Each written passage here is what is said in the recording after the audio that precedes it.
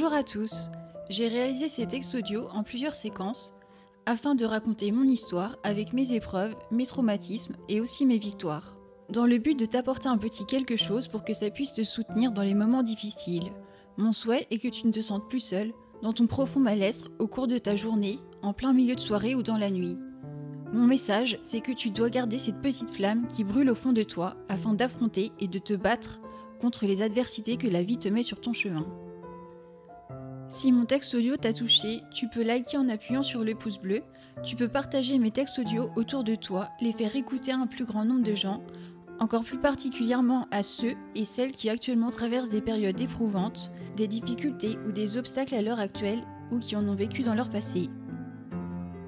J'ai envie de te dire, tout seul on va plus vite, mais ensemble on va plus loin.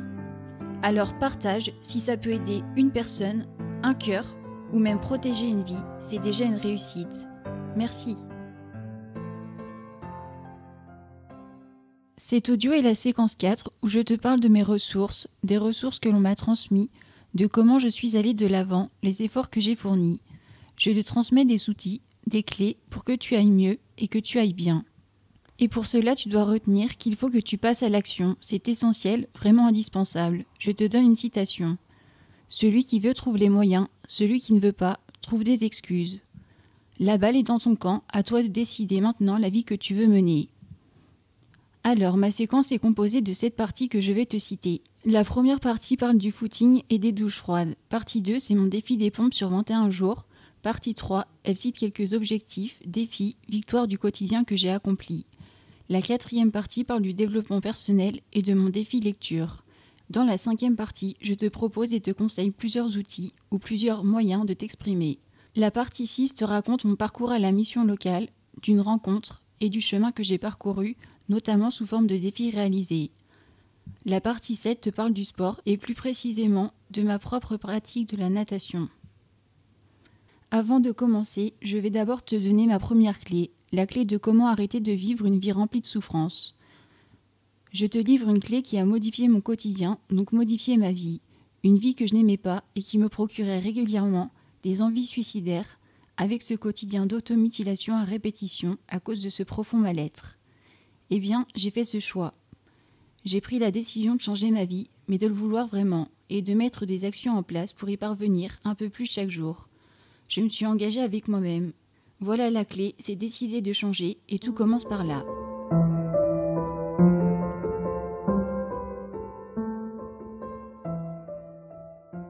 Allez, on y va. Je vais initier la première partie. J'ai découvert des outils qui me font du bien et qui m'ont aidé à me sentir mieux et qui me font progresser. Ce sont des défis personnels car j'aime bien les défis pour avancer, aller plus loin et ça m'aide à me confronter à mes peurs. Durant une période, je me suis vue chuter. J'avais des flashs la journée en lien avec mon vécu. Je me réveillais en pleine nuit. J'avais des difficultés à être entourée des gens, à communiquer, du mal à me concentrer. Je baissais les yeux face aux autres, donc aucune confiance en moi et en mes aptitudes.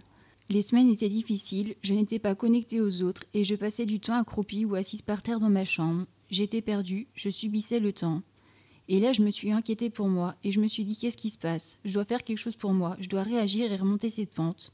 Alors c'est ce que j'ai fait, j'ai réagi. Pour commencer, je me suis mise à réfléchir et je me suis dit que ça faisait 1 an que j'avais un projet d'un jour commencer à aller courir dehors. Mais j'avais trop de peur, trop d'angoisse et bien trop d'obstacles devant moi pour parvenir à faire des footings à l'extérieur et en plus toute seule. L'idée a mûri dans ma tête, j'y pensais de plus en plus. J'avais peur, mais j'avais envie aussi. Le 14 février 2021, j'ai décidé de mettre mon réveil le matin et de me lancer. Je me suis dit, dans le pire des cas, je n'arrive pas à courir et je marcherai. Je n'ai pas voulu me fixer d'objectifs trop hauts pour ne pas être déçue si je n'y arrivais pas. J'ai vu que c'était déjà une satisfaction d'être sortie. Ça m'a donné l'envie de poursuivre le jour d'après. J'ai enregistré mes trajets avec ma montre connectée. J'ai commencé tranquillement. J'ai des petits objectifs de progression, de performance. Il faut avoir assez de discipline au début pour tenir un objectif et ancrer une habitude. Oui, ce n'est pas facile et en vrai, à chaque footing, je dois accepter de ne pas avoir été performante puisque les résultats ne viennent pas tout de suite. Il faut du temps et ne pas abandonner face aux premières difficultés.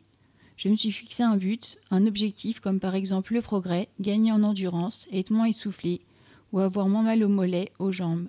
J'ai continué, ce qui m'a permis de mettre à distance mes peurs, les contourner pour les dépasser. Étant donné que je ressens beaucoup d'insécurité en moi, en allant courir, j'ai travaillé sur cette peur, ce qui est extrêmement positif.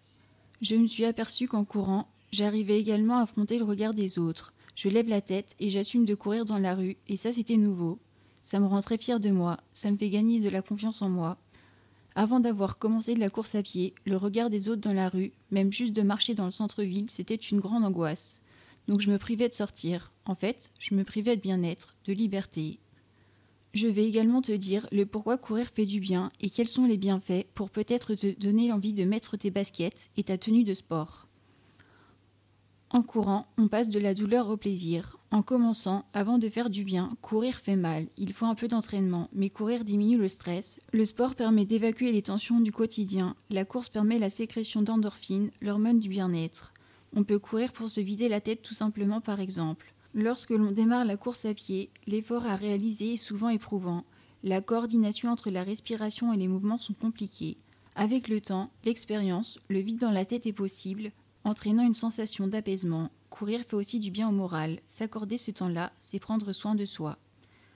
Le footing aide comme tous les sports à développer la confiance en soi et le sens du défi.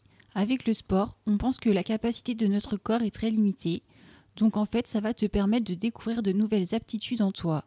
Pour moi, c'est un combat avec moi-même qui me procure beaucoup de satisfaction. Maintenant, je passe à mon défi du 15 février 2021. Le contexte, c'est que ça faisait 9 années que pour moi le moment de la douche était très compliqué, que c'était une épreuve difficile en lien avec mon passé.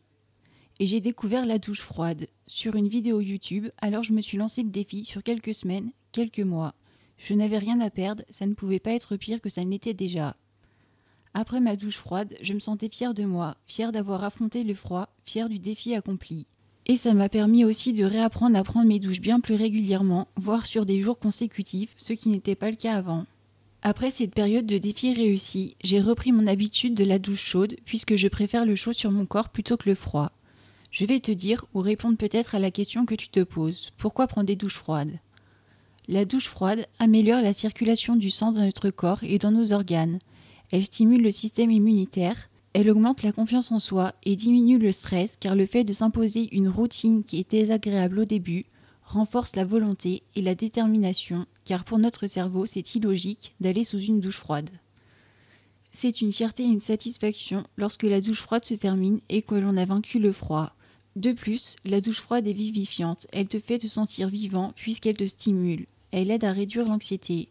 La douche froide permet de sortir de sa zone de confort et donc de renforcer ta force mentale.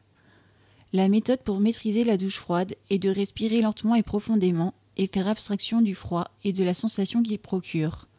Au fur et à mesure des douches froides, tu auras une meilleure maîtrise de ton corps et de ton esprit.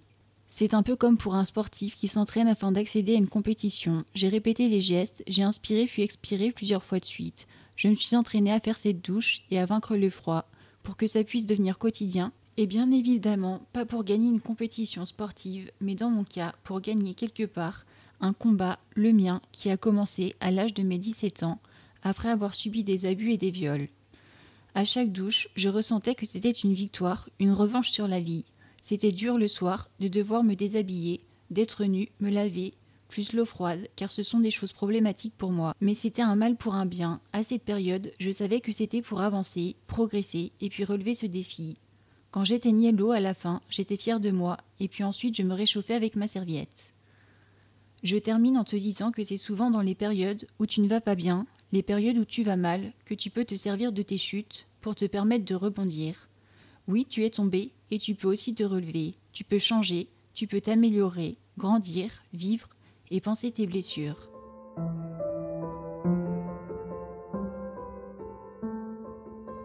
Je vais démarrer la deuxième partie. Le 22 mai 2021, je me suis lancé un défi personnel trouvé sur internet.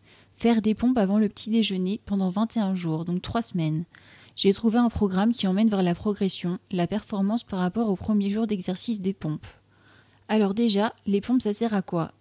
Eh bien c'est un exercice physique idéal pour la construction des muscles thoraciques, des épaules, des bras et un grand nombre des muscles du tronc, y compris des muscles abdominaux. Les pompes sont utilisées pour augmenter à la fois la force et l'endurance. Leur avantage, c'est qu'elles ne nécessitent aucun équipement, donc tu peux le faire chez toi, pas besoin d'aller dans une salle de sport et ça prend peu de temps, quelques minutes par jour. Maintenant, j'aborde avec toi le programme. Le premier jour, c'est de faire le test, qui est en fait extrêmement simple. Il te suffit de faire autant de pompes que possible. Moi, j'ai effectué 10 pompes. Le nombre de pompes que tu fais te permet de choisir le bon cycle d'entraînement. Le premier niveau est si tu as fait moins de 5 pompes au test. Moi, j'ai commencé par le programme 6 à 10 pompes. Chaque programme se fait sur 6 jours, mais avec des jours de repos définis. Donc tu as compris, ça commence par le jour 1 jusqu'au jour 6, quel que soit le programme que tu fais. Une séance de pompe contient toujours 5 séries avec des secondes ou minutes de pause entre chaque série. Après chaque jour, il est indiqué le nombre de jours de pause et après 6 jours effectués, tu changes de cycle. Par exemple, après, je suis passé au programme 20 pompes. Et si au cours de ton cycle, tu n'as pas réussi tes exercices du 4e jour, par exemple, il te faudra recommencer par le jour 1 tout en respectant les jours de pause, ce qui sert à rebaisser le niveau afin de mieux repartir et habituer ton corps afin de poursuivre et atteindre le cycle suivant. J'ai commencé par 24 pompes en 5 séries par séance, donc par jour, après le jour de test. À la fin des 3 semaines, ma progression a atteint 75 pompes par jour. Puis j'ai mis un terme au défi des pompes qui normalement sur internet est l'objectif des 100 pompes. Même si j'ai bien aimé le défi, j'ai arrêté parce que oui, la difficulté augmentait réellement avec les cycles, les programmes, mais aussi parce que surtout, pour moi faire des pompes, au fond de moi, ça ne me fait pas vibrer en fait. Ce n'est pas quelque chose qui me plaît vraiment, donc ça me tenait pas assez à cœur. En plus, précisément, les pompes se font sur place, je préfère les sports où l'on est toujours en mouvement, à avancer physiquement et j'aime les sensations que ça procure. Les sports qui se font avec de l'élan, dans la vitesse, dans l'endurance, comme le footing et la natation.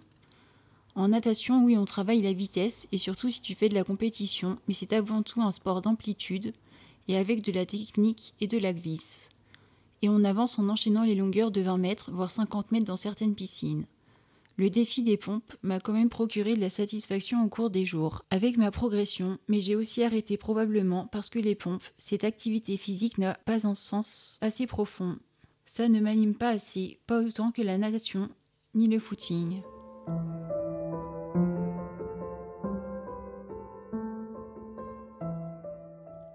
Je vais commencer la 3e partie. J'ai quelques points à aborder, objectifs, défis, victoires du quotidien que j'ai accomplis. Ça peut paraître insignifiant pour un grand nombre de gens, mais non, pour moi et mon parcours de vie, ça m'a demandé de gros efforts. J'ai pu enfin entrer dans une boulangerie, sans t'expliquer tous les obstacles, je mets mes écouteurs dans les oreilles. Malgré tout, j'arrivais à ne plus être dans l'angoisse totale, celle qui m'empêchait avant d'y entrer. Alors oui, j'ai été fière de moi en ressortant avec ma baguette à la main, parce qu'il m'a fallu du temps, beaucoup d'années pour accomplir cette action, que souvent même un enfant est capable de faire tout seul. 2e point, la grande plage du centre-ville. Toute seule, j'avais peur de la traverser, alors j'y suis allée progressivement. Les premières fois, la place était assez vide quand j'y passais. Aujourd'hui, c'est mon défi, même lorsqu'il y a beaucoup de gens posés sur les sièges ou sur la terrasse du bar. Je traverse donc la place en regardant autour de moi et sans être en état d'alerte. C'est cool de voir que je maîtrise quelque chose que je ne faisais pas avant, qui ne me semblait pas possible parce que j'avais cette peur. Ce sont donc des progrès que je vis dans l'instant même. Le 3e point, ça concerne les passages piétons, parce que en aménageant dans mon appartement et en sortant de chez moi, avec les multiples passages piétons, je n'osais jamais m'engager, j'attendais toujours que l'on me fasse un signe, et c'était compliqué déjà d'y passer et aussi de faire un signe à mon tour pour dire un merci. Mais maintenant, je n'ai plus de soucis, je peux m'engager pour traverser et puis dire merci. Et parfois, j'aime bien donner ou recevoir, donc échanger un sourire tout simplement. Le 4e et dernier point abordé dans cette partie, c'est que j'arrive maintenant à marcher dans la rue, la tête levée et avec un pas de marche bien assuré. Ce que je ne pouvais pas réaliser avant. De plus, je ne fais pas que marcher, mais je cours dans les rues, dans le centre-ville, je slalome entre les gens qui eux marchent. Je peux dire que c'est un grand avancement et sûrement un très bon signe qui montre la confiance en moi que j'ai acquise. Au début, ce n'était pas simple de courir dans les environs autour de chez moi, mais j'ai réussi à affronter mon insécurité pour y parvenir.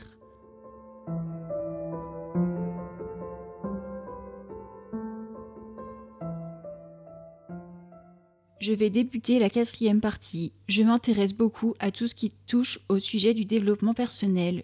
Je suis quotidiennement des coachs motivateurs ou des vidéos de motivation sur YouTube. Chaque jour, j'en écoute. Ça me permet de me nourrir de positif afin d'apprendre sur moi-même et sur la vie. pour avoir des clés, les pratiquer, réfléchir pour changer ma vie, changer cette vie que j'avais avant. Le secret est bien en sortant de ma zone de confort. Je regarde le plus souvent 2 coachs motivateurs sur YouTube qui m'inspirent, qui m'enseignent des valeurs, qui m'apprennent ce qu'eux ont appris par leur expérience. Je te les nomme sans t'en dire plus, à toi d'aller les découvrir si ce domaine t'intéresse ou bien si tu as la curiosité d'aller voir. Il y a David Laroche, Laroche, et Max Raux, Maxraux. Donc les coachs motivateurs, avec le contenu de leurs vidéos, font partie de mon quotidien. Ça m'a énormément aidé et ça m'aide toujours. Je me suis aussi inscrite et je m'inscris à des conférences en ligne gratuites. Ça me plaît et j'en éprouve de l'intérêt. Je m'intéresse aussi au sujet ciblé sur notre cerveau, les neurosciences. Ensuite, étant donné que je souhaitais avancer, faire des choses qui me limitaient dans mon passé, des choses qui me semblaient impossibles, je me suis lancée comme défi la lecture. Alors oui, peut-être que pour certains, certaines ou beaucoup, ça n'a rien d'un défi, et bien pour moi la lecture, lire un simple livre, c'était un grand objectif, car à l'école, je ne lisais pas les livres. Premièrement, je n'arrivais pas à me mettre dedans et à me concentrer. Deuxièmement, les thèmes ne m'intéressaient pas, et puis troisièmement, je regardais les résumés des livres sur internet.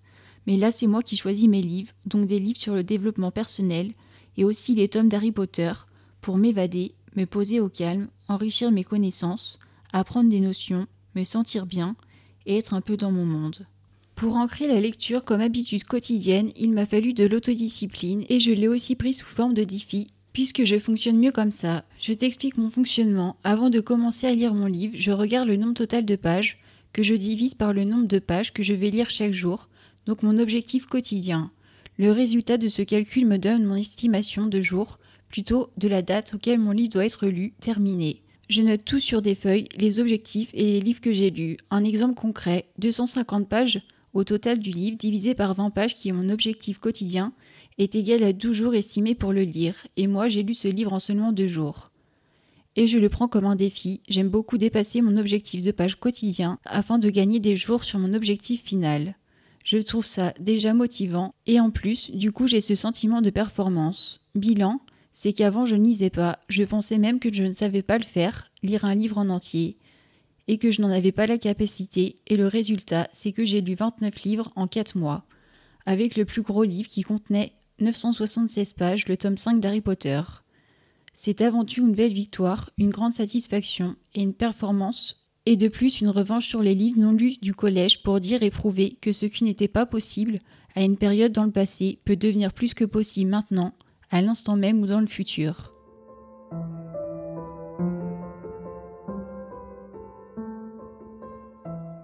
J'entreprends la 5e partie. Je te propose 2 outils qui peuvent vraiment t'aider au quotidien. C'est de parler et d'écrire. 2 choses dans lesquelles j'étais en grande difficulté, je n'avais pas les capacités et c'était très très compliqué pour moi. Je restais sans mots, dans mon silence. Et c'est avec tous ces nombreux rendez-vous avec Catherine, ma psychologue, que je remercie plus qu'avec le temps, j'ai appris à m'exprimer oralement et à mettre mes ressentis par l'écrit. Et j'ai notamment assez bien développé la compétence d'écrire sur moi-même. J'ai de plus comme but de raconter mon histoire, la partager en écrivant un livre témoignage sur mon vécu afin d'aider d'autres jeunes et d'autres personnes qui traversent des épreuves similaires aux miennes, qui sont en souffrance, ne voyant plus de lumière, plus d'espoir. Si intérieurement tu souffres, que ta douleur est forte, voire très forte, je te conseille de parler, d'apprendre à exprimer ce que tu ressens, tes émotions.